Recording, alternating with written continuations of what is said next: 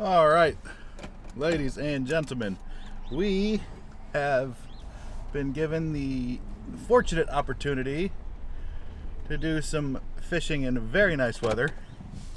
That is not drive. There we go. It's like 62 degrees out right now. It is the 11th of March. Hold on.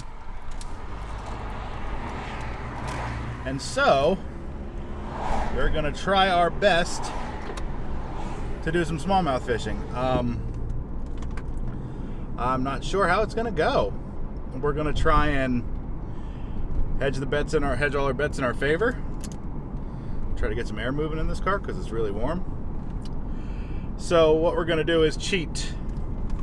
I know it's a dirty word, but I think we're going to use a spinning rod today. I brought a fly rod just in case, but I want to stay as far away from fish as possible. So usually this time of year the water's still very, very cold, and even if you get a 65 degree day, the water is not warming up that much.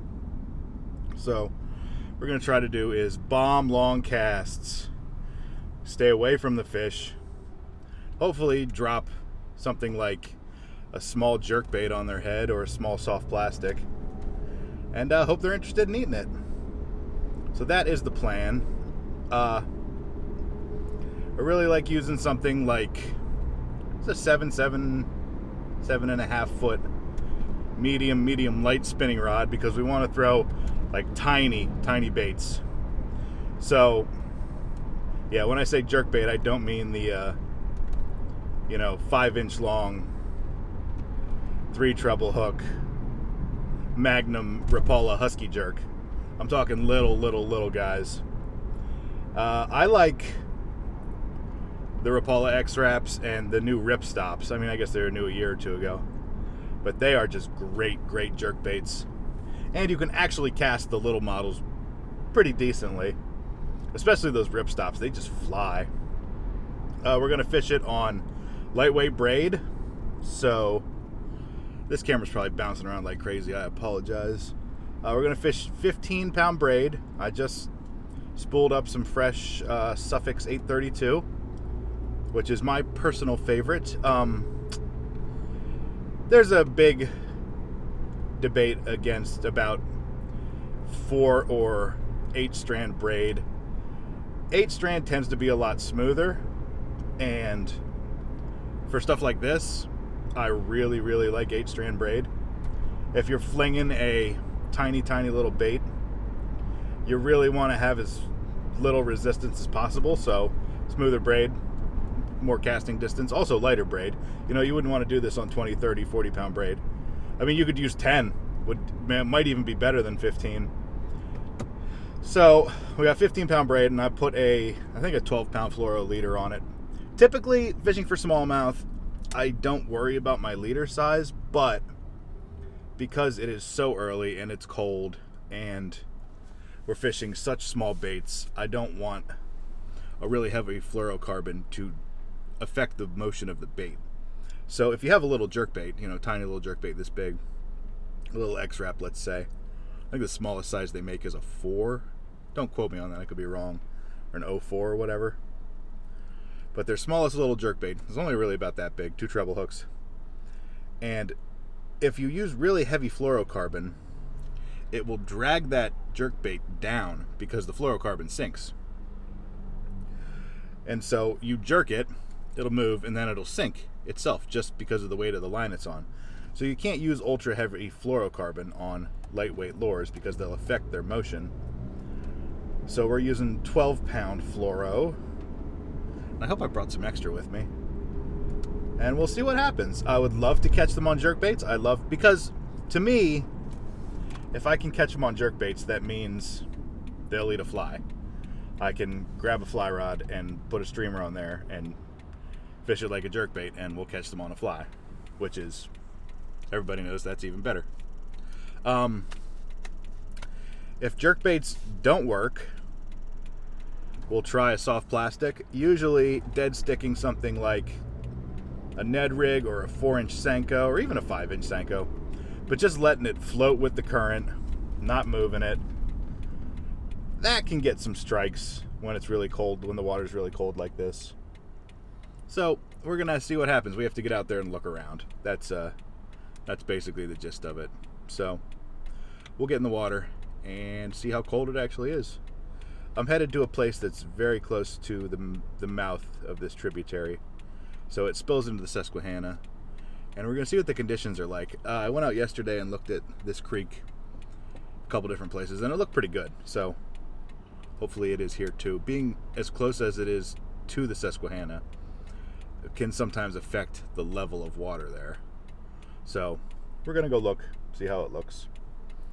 Although the way things are looking right now, there's so much traffic. I honestly don't understand. Friday is the new Saturday, truly.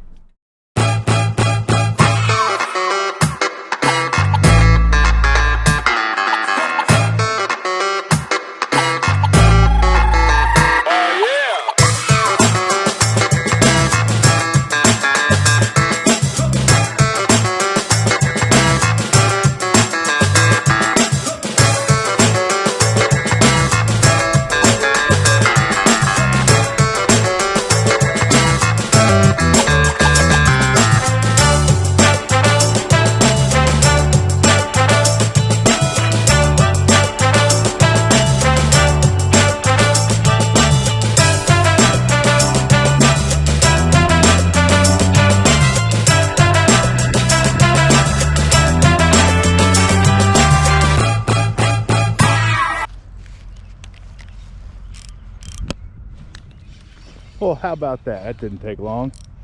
Oh no! Well, I think that was what we call the first cast curse, which could be a problem. This is the jerkbait in question. Tiny little Rapala. We are going to keep throwing that because that was a fish for sure. I didn't even have to get in the water. Oh, is that a knot? Jeez.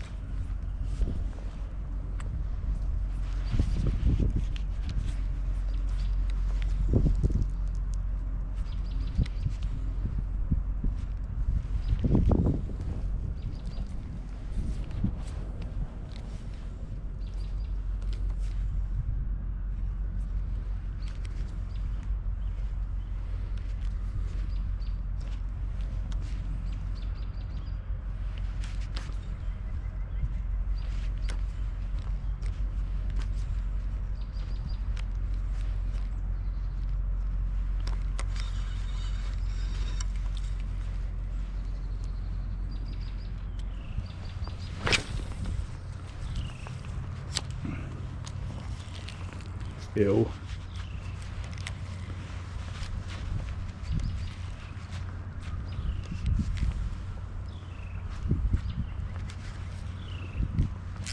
There we go.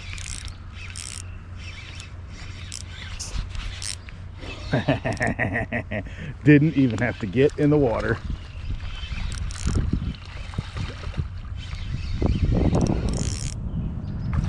Oh no, look at you.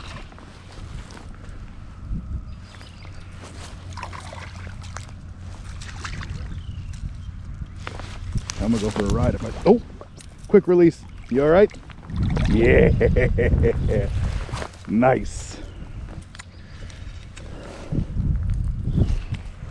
Well, if I don't have to get in the water, I mean, that's great.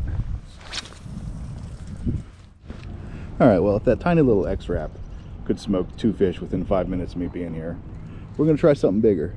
I can cast this a little further, cover a little more ground. This is a big ripstop. I think that is a size 12. So, see what this can do.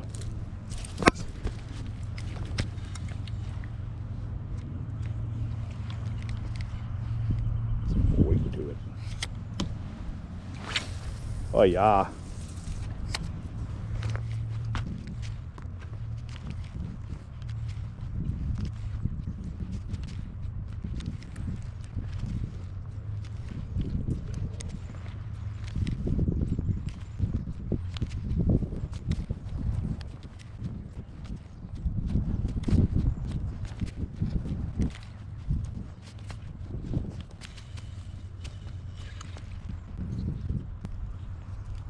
Move.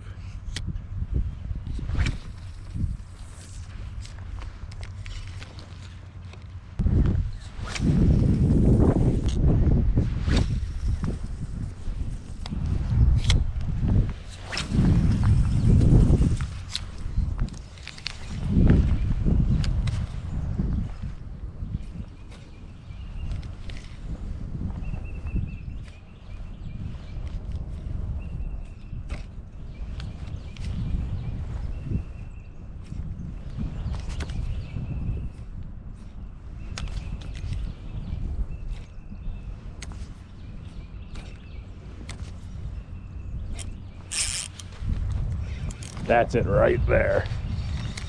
No!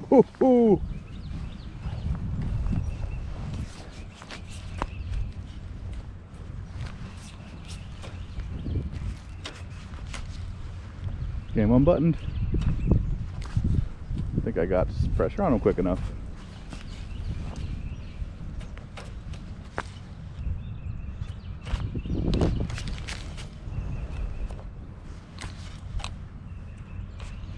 That would have been the fish of the day right there, I think.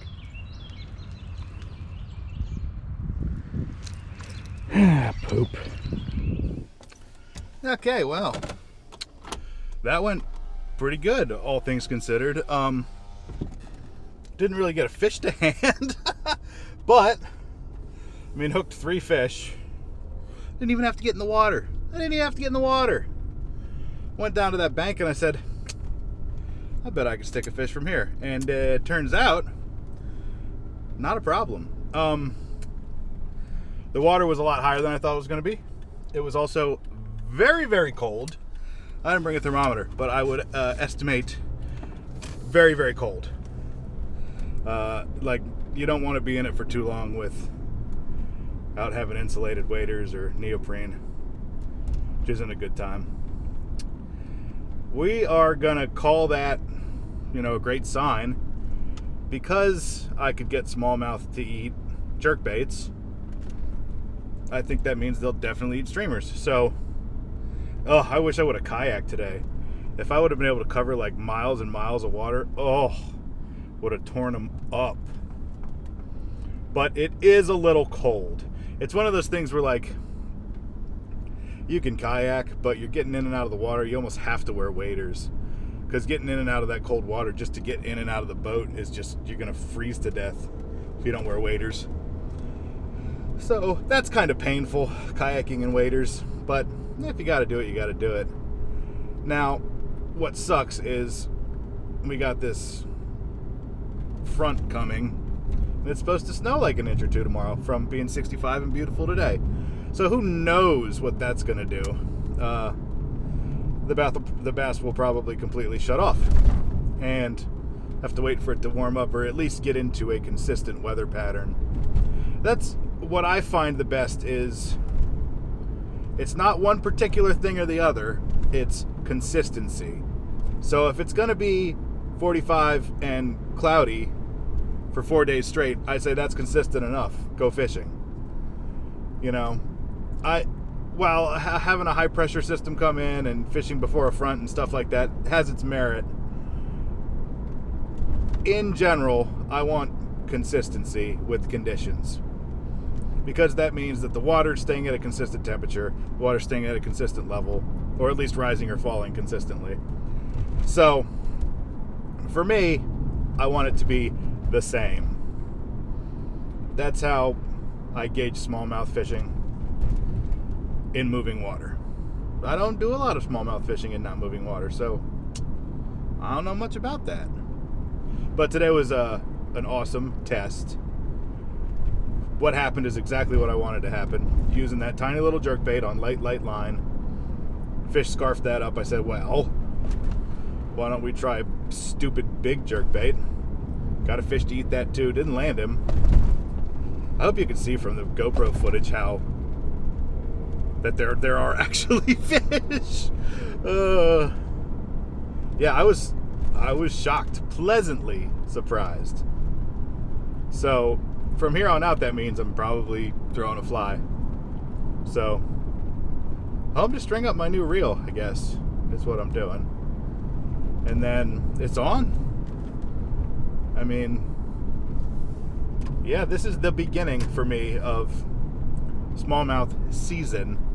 And there is no season, but the time I can catch them, basically. So this is early. I pray for this to happen. March 11th, I said that earlier. Usually it's another month at least, but this is amazing. I don't think I've ever caught smallmouth this early. It makes me very, very happy. So next time we'll use a fly rod. But like I said, this is a great way to test the water, as it were, and see exactly what's going on. And if you can get a smallmouth to eat a little jerkbait or a little crankbait, a little, a rattle trap or something like that, they're definitely going to eat a streamer. Especially because a streamer could be even more subtle. Try and merge, not die. So yeah, mission accomplished. And from here on out, it's fly time. That's great, because I hate going out and just fishing a fly rod and thinking, why can't I catch any fish? And it's just because the fish aren't eating, period. So doing something like this is a great way to determine that, yes, you can in fact catch fish, and here's what they will eat. So here's to the beginning of spring. My goodness, I'm excited. Thanks for watching. Tune in next time. I'm sure we're going to get the kayaks out. I'm sure we're going to catch more smallmouth. This is the time of year to catch big ones. Every fish I hooked today, I know you couldn't see it, except for maybe the one, but every fish I hooked today was big. There are very large fish in the system, and it's pre-spawn, and they're full of eggs, and it's the best time of the year. The most wonderful time of the year. All right, thanks for watching.